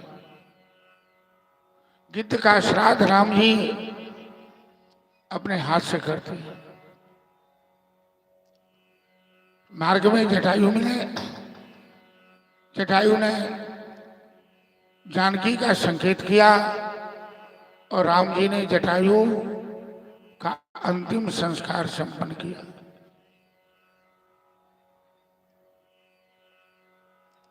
बड़े बड़े ऋषि मुनि आए, राम जी से कहने लगे, प्रभु मेरी कुटिया में चलिए, मेरी कुटिया को पावन कीजिए। राम जी कहते हैं कि मैं सबसे पहले शबरी के आश्रम में जाऊंगा। जाति की भीलनी मुसरनी, ये शबरी अपने ब्याह के समय ही कुमारी अवस्था में घर द्वार छोड़कर भाग गई। मतंग ऋषि की शरण में गई। मतंग ऋषि ने इन्हें राम मंत्र की दीक्षा दी।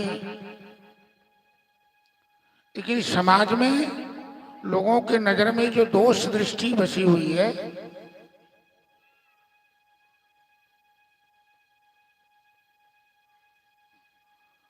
शबरी तो गई राम जी की भक्ति करने, लेकिन दुनिया के लोगों ने शबरी को कलंकनी कहा, शबरी को बदनाम किया। फिर भी शबरी मतंग ऋषि के आश्रम में रही। जब मतंग ऋषि शरीर त्यागने लगे तो शबरी पांव पकड़ के रोने लगी, गुरुदेव आप तो जा रहे हैं ब्रह्मलोक, मेरा क्या होगा? मैं तो अभागन हूं, मैं अनाथ हूं। मतंग ऋषि कहते हैं, बेटी राम जी चित्रकूट तक आ गए हैं, तेरे आश्रम में आने वाले हैं, तू अभागन नहीं है। तुझे अभागन समझने वाला अभागा है। तू तो बड़ी सौभाग्यशालिनी है, तेरे ऊपर राम जी की बड़ी कृपा है और राम जी तेरे आश्रम में आकर तुझे दर्शन देकर तेरा सम्मान बढ़ाने वाले हैं। और जब तक ये धरती रहेगी तेरा नाम इस धरती पे रहेगा। शबरी, एक गुरु का आशीर्वाद है तुम्हें। राम जी के पीछे बड़े बड़े ऋषि मुनि पड़े हुए हैं कि मेरे आश्रम में चलिए, मेरे आश्रम में चलिए। लेकिन राम जी कहते हैं, नहीं नहीं, सबसे पहले मैं शबरी के आश्रम में जाऊं। क्यों? परीक्षित ने पूछा सुखदेव जी से कि क्यों? तो इसलिए कि जो प्रेम शबरी के दिल में है राम से मिलन के लिए, राम के प्रति जो उतावलापना वो किसी के अंदर नहीं है। राम ही केवल प्रेम प्यारा, जान ले मुझे जान न्यारा। मेरे राम जी को तो प्रेम चाहिए, न उन्हें जात चाहिए, न पात चाहिए, न औकात चाहिए, न कुल चाहिए, न खानदान चाहिए, न रूप चाहिए, न रंग चाहिए। राम जी को केवल प्रेम चाहिए और शबरी के अंदर जो प्रेम है वो किसी के अंदर प्रेम नहीं है, क्योंकि शबरी रात दिन राम जी के लिए स्वप्न देखती है, राम जी के लिए शगुन धरती है, कोसों तक रास्ता बुहारती है, कुश का आसन झाड़ कर बिछाती है, जंगल से कंदमूल फल चुन चुन करके लाती है। और शबरी जो भी कुछ कर रही है, जो भी क्रिया कर रही है, उसमें राम जी समाये हुए हैं। ये झाड़ू मारती है कि राम इस रास्ते से आएंगे, आसन बिछाती है कि राम इस आसन पर बैठेंगे, माला बनाती है तो राम जी माला पहनेंगे, फल लाती है तो राम जी फल का भोग लगाएंगे। भक्तों, इसीलिए भगवान के सामने कभी दिखावा मत कीजिए, सच्चा प्रेम प्रदर्शन कीजिए। शबरी की तरह कौन कहते हैं भगवान आते नहीं, भीलनी भाव से हम बुलाते नहीं। भजन के माध्यम से श्रवण कीजिए कि शबरी के मन में राम मिलन की कैसी लालसा है, राम मिलन की कैसी भावना है। जंगल में राम राम रट रही है शबरी राम जी से मिलने के लिए। राधे राधे। हमारे ग्रामीण जितने भी श्रद्धालु हैं उनसे विनम्र आग्रह, कुछ ही देर में झांकी निकलने वाली है और आप लोग यथाशीघ्र हमारे इस ब्रह्म स्थान में जहां भागवत कथा का आयोजन हो रखा है वहां आने का कष्ट करेंगे और झांकी का दर्शन कर पुण्य के भागी बनेंगे। राधे राधे। बोल सियावर रामचंद्र की जय, सबरी महारानी की जय। राम राम रटते रटते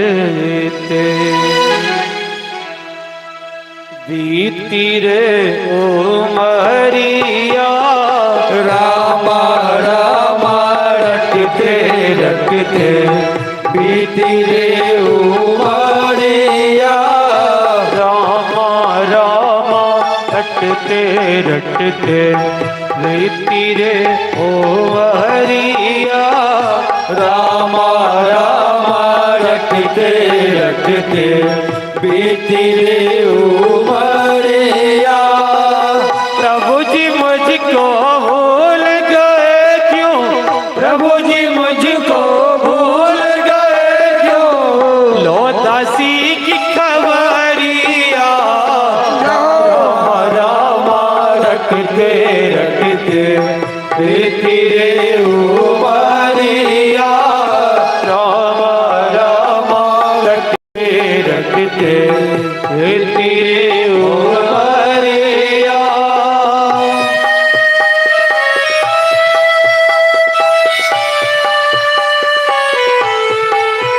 अब से कुछ ही देर बाद झांकी निकलने वाली है।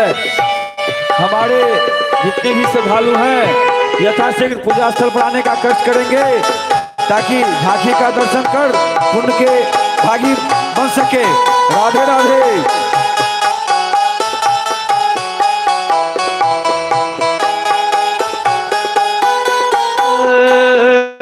सबरी विलरी की जाई, भजन भाव नहीं जानू रे, मैं सबरी हिलरी से जाए भजन भाव नहीं जानू रे, राम तुम्हारे दर्शन के हित वर में जीवन पालो रे, राम तुम्हारे दर्शन के वन में जीवन भाऊ रे, चरण कमल से निर्मल कर दो, चरण कमल से निर्मल कर दो, दास की जुबारिया, राम राम रटते रटते बीती रे उमरिया,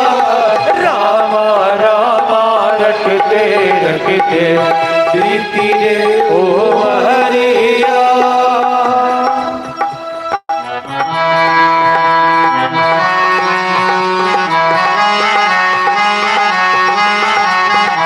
जय हो राधे राधे।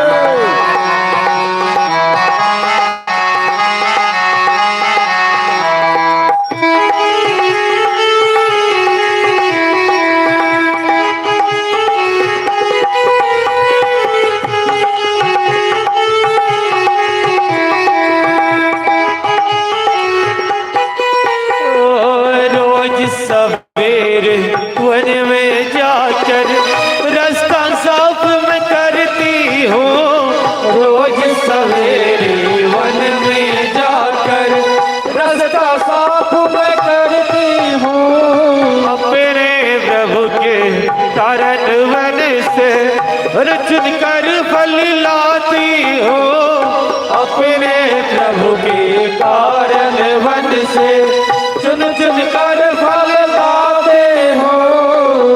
मीठे मीठे वैरन की भर, मीठे मीठे वैरन की भर लाई मैं छवरिया। राम राम रटते रटते प्रीति रे ओ परिया। राम राम रटते रटते प्रीति रे ओ हरिया। झोंके ताली बजाते हुए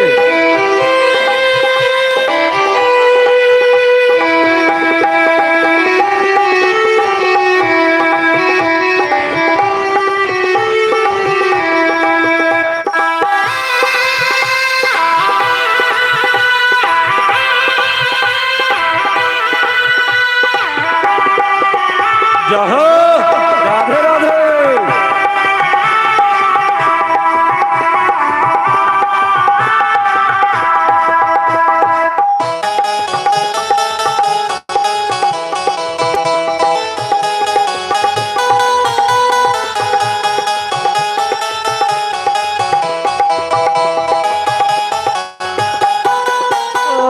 नाथ तुम्हारे दर्शन के हित मैं अब लायक नारी हूँ। नाथ तुम्हारे दर्शन के हित मैं अब लायक नारी हूँ। दर्शन बिन रहना तरसे दिल की बड़ी दुखियारी हो। दर्शन बिन रहना तरसे दिल की बड़ी दुखियारी हूँ।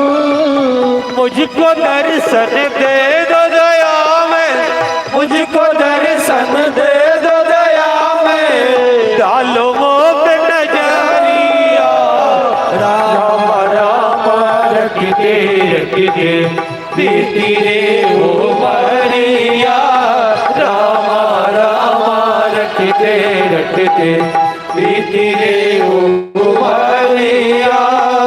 प्रभु जी मुझको भूल गए क्यों, प्रभु जी मुझको भूल गए क्यों। लो दासी की खबरिया। राम राम रटते रटते प्रीति रे ओ हरिया। राम राम रटते रटते प्रीति रे ओ हरिया। राम राम रटते रटते प्रीति रे ओ हरिया। बोल सबरी महारानी की जय।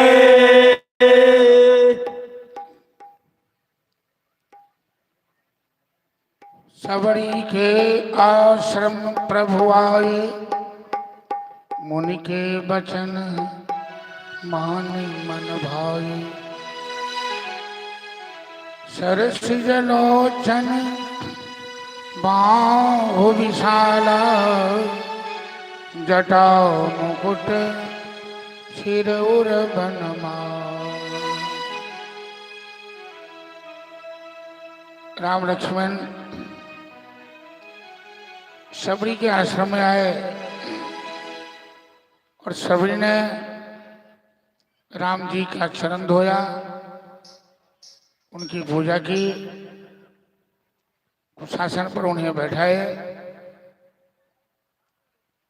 और प्रेम से शबरी ने जो जंगल से फल चुन के रखा था, बैर भी था उसमें, दूसरा फल भी था।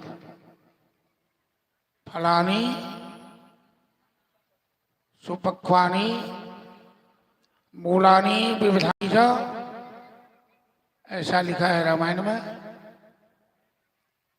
कि बहुत तरह के कंदमूल फल शबरी ने राम जी के लिए चुन के रखा था। स्वयं आस्वाद्य परिभक्ष्य, शबरी ने उस फल का स्वयं आस्वाद किया। आस्वाद किया मतलब चख के देखा, ये खट्टा है या मीठा है, अच्छा है या खराब है। क्योंकि राम जी के प्रति शबरी के दिल में ऐसा अपार प्रेम है कि शबरी चाहती नहीं कि मेरे राम जी के मुंह में खट्टा एक भी समान है। कभी कभी एक पेड़ के फल भी कोई मीठे कोई खट्टे हो जाते हैं, डाली डाली का फर्क होता है। इसलिए शबरी चख चख करके स्वाद लेकर के राम जी के हाथ में दे रही है।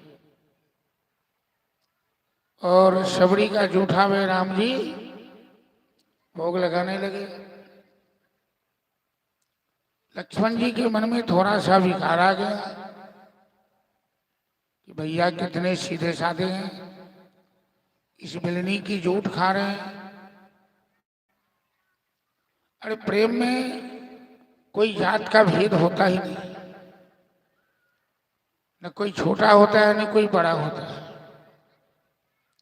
प्रेम का स्वरूप आज तक कोई समझा ही नहीं कि प्रेम मोटा है या पतला है, लंबा है या चिकना है, गोरा है या काला है। अनुभव किया जा सकता है। किस तरह से? जिस तरह से गूंगा आदमी रसगुल्ला खाता तो है,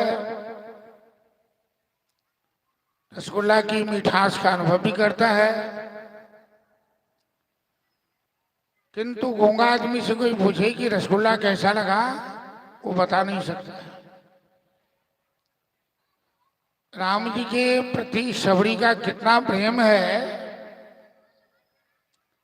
ये तो राम जी जानते हैं या शबरी जानती है। लखनलाल नहीं समझ पाए। लखनलाल की संतुष्टि के लिए राम जी बेर लेकर बार बार लक्ष्मण के हाथ में देते हैं। बेर बेर बेर खात बेर बेर करत बखान। राम जी लक्ष्मण से कहते हैं, लक्ष्मण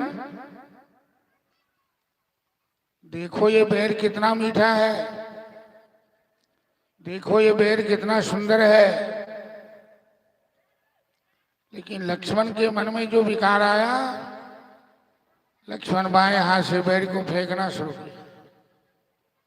धौलागिरी पर जाकर गिराए बेर। राम जी को बड़ा बुरा लगा कि शबरी ऐसी भोली भाली है,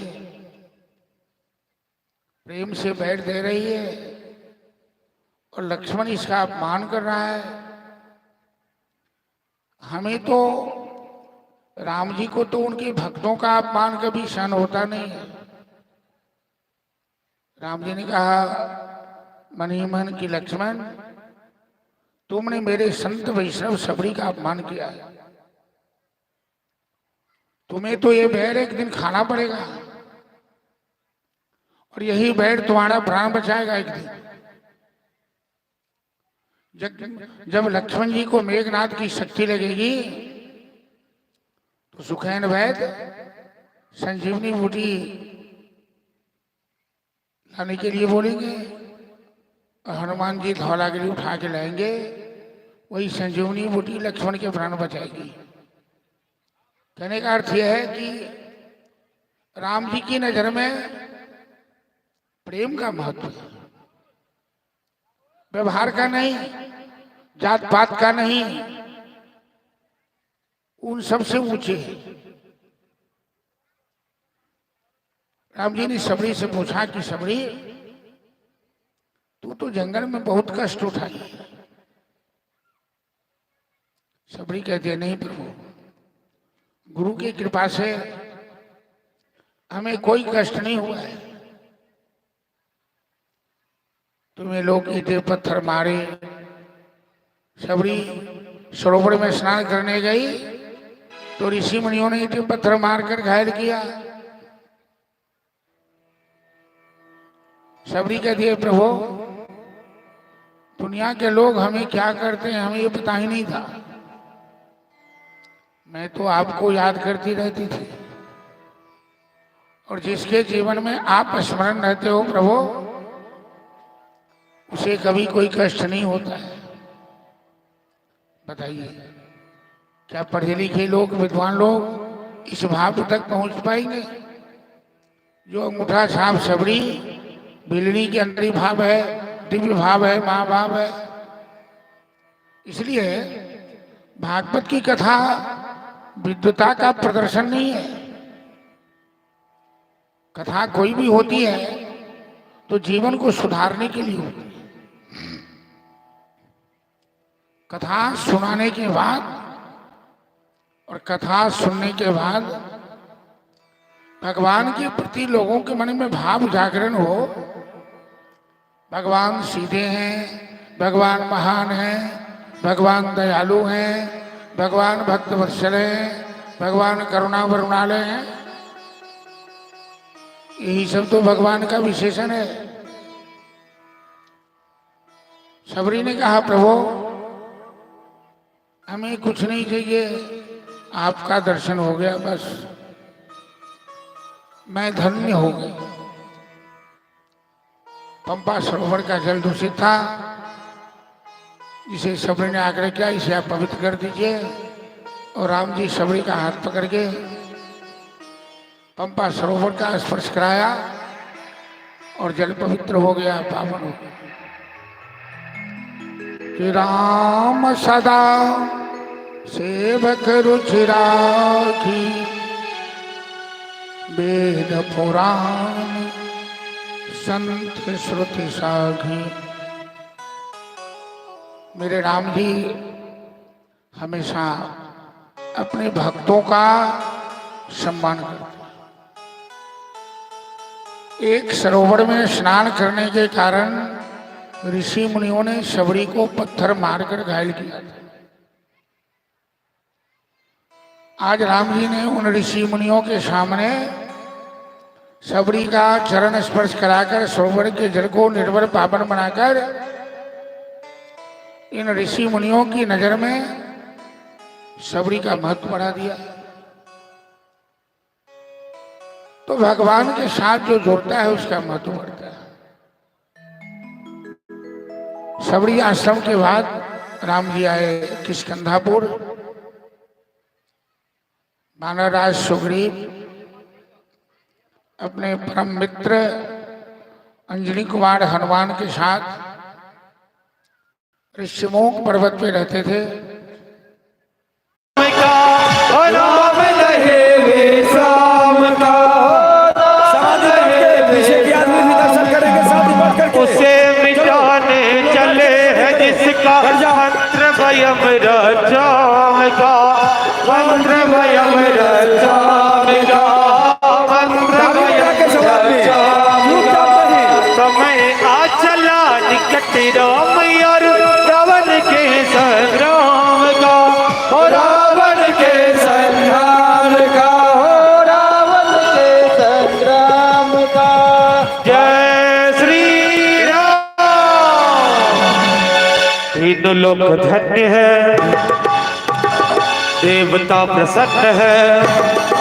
हनुमान जी की तीनों लोक धन्य है, देवता प्रसन्न है। आज आज मनोकामना फले, मेरे राम जी की सेना चले, मेरे राम जी की सेना चले, मेरे राम जी की सेना चले। हर हर महादेव, हर हर महादेव, हर हर महादेव, हर हर महादेव।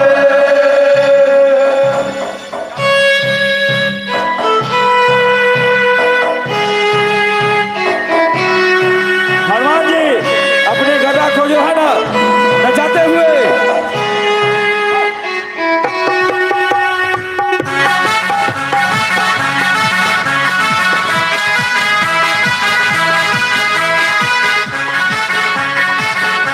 समाधि बैठे रहे अपने जगह पर, अपने जगह पर सब बैठे रहो। रामचंद्र जी के संग लक्ष्मण कर में लेकर वार चले, ओ कर में लेकर वार चले, ओ कर में लेकर वार चले। लिए विजय विश्वास हृदय में अंग वीर हनुमान चले, ओ संग वीर हनुमान चले, ओ संग वीर हनुमान चले। सेना संग सुग्रीव नील नल अंगद छाती तान चले, ओ अंगद छाती तान चले, अंगद छाती तान चले। उसे बचाए काल की जिसका वध करने भगवान चले, ओ वध करने भगवान चले, वध करने भगवान चले। जय श्री राम। आगे रघुनाथ है, वीर साथ साथ है, आगे रघुनाथ है, वीर साथ साथ है, एक से एक बले, मेरे राम जी की सेना चले, मेरे राम जी की सेना चले, मेरे राम जी की सेना चले। हर हर महादेव, हर हर महादेव, हर हर महादेव, हर हर महादेव।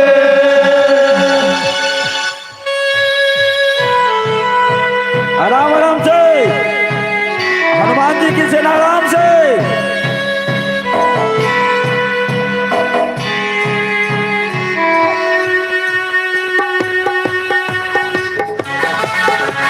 अभी भीड़ में नहीं,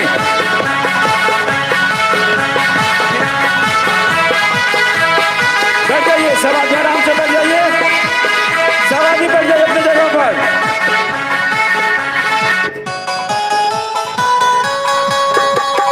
प्रभु लंका पर डेरा डाले, तब महासागर पार हो, तब महासागर पार हो, तब महासागर पार हो। कब हो सफल अभियान हमारा, कब सपना साकार हो, कब सपना साकार हो, कब सपना साकार हो। पाप नीति दर्शन करते हुए धर्म की जय जयकार हो, धर्म की जय जयकार हो, धर्म की जय जयकार हो। तब हो विजय श्री राम हमारे, तब रावण की हार हो, तब रावण की हार हो, तब रावण की हार हो। जय श्री राम। राम जी से आस है,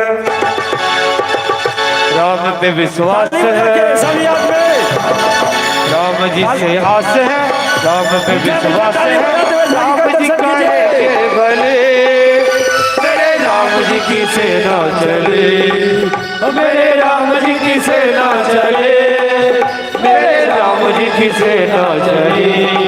हर हर महादेव, हर हर महादेव, हर हर महादेव, हर हर महादेव।